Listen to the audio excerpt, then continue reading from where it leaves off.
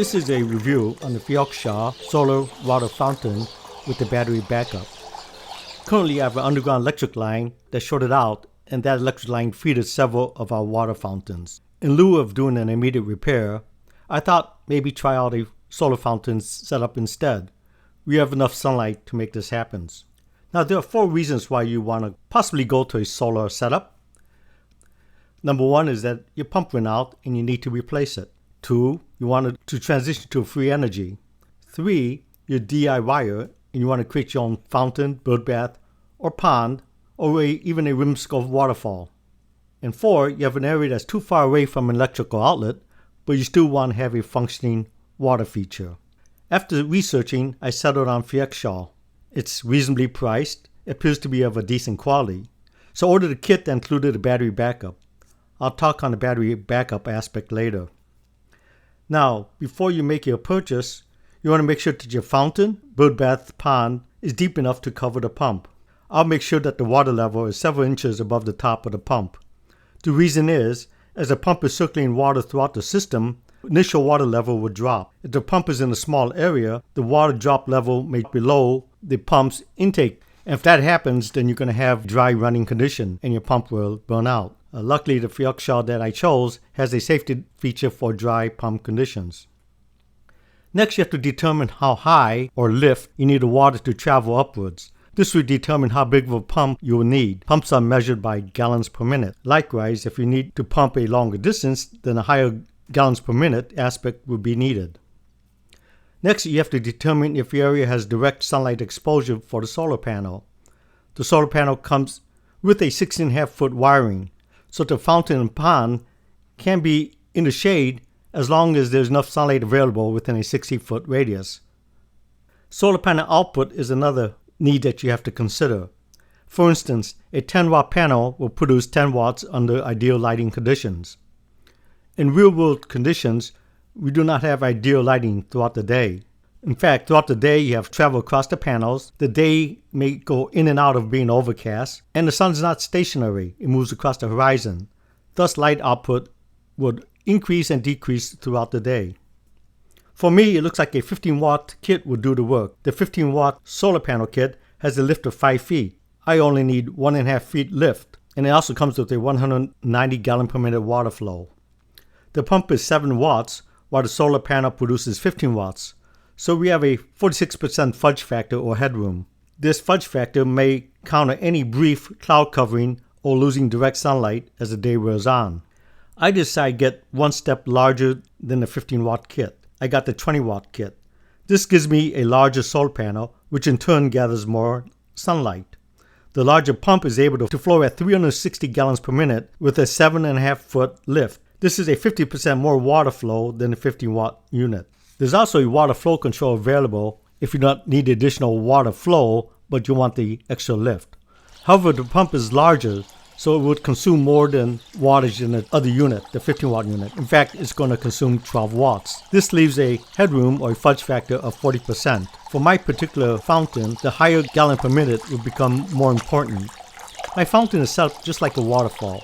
Water pours over one vase into another. Thus you need a large water volume flow and not necessarily height. Although I will lose the headroom or fudge factor by going from 15 watts to the 20 watt, but this will give you a lot more water flow, so even if lighting conditions do dip, the increased pump flow will have enough juice to keep the water output high enough to keep the cascade effect going, if that makes sense. Setup is really simple. You fill the basin with water, install any tubing, including the flow control valve if you need it, into the pump. If you need additional tubing, you could go to the store and pick up rigid tubing, 5/8 inch in the diameter, and then cut to fit. You place the pump within the protective sock that's provided. This protective sock will filter out any large debris from entering the pump. Then you merely place the pump on the bottom of the basin, attach the electric line into the solar panel, aim the solar panel towards the sun, and within a few minutes the fountain is running. Even with the protective sock, you still have to do some basic maintenance to the pump periodically. You have to manually clean the pump out as the sock only prevents large debris from entering. Over time, you still get a buildup of algae, dirt, bird poo, etc. into the pump, so you have to just take it apart and clean it off.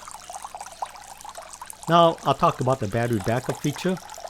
Feoxshal sells two different capacities. I chose the larger capacity one, which is 4800 milliamp hours.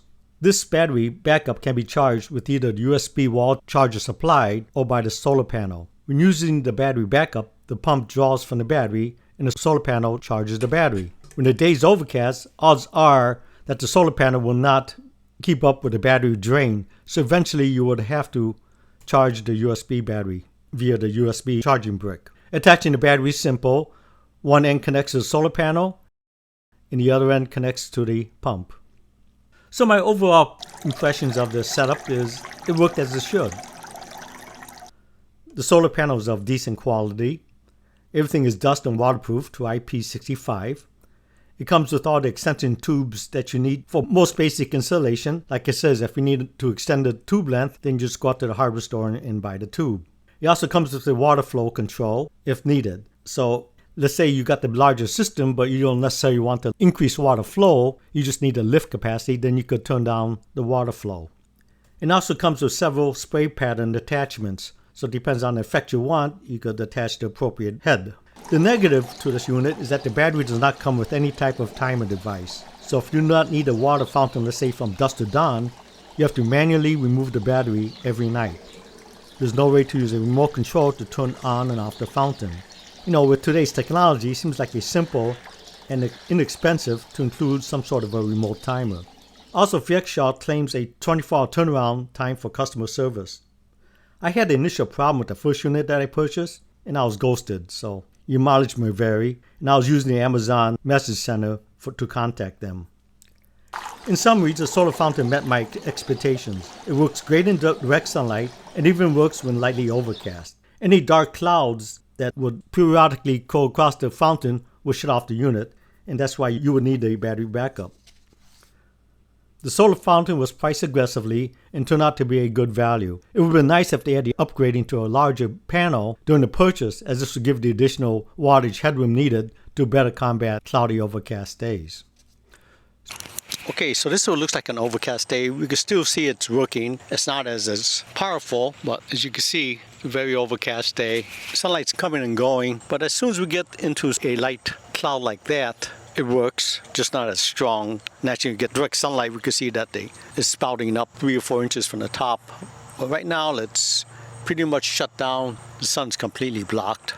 But for this type of day, then use the battery backup, and then it'll kick back on. So just quick test on overcast. So I hope you found this video informative. Please click the like button. When you have a chance, please subscribe. And most importantly, thank you for watching.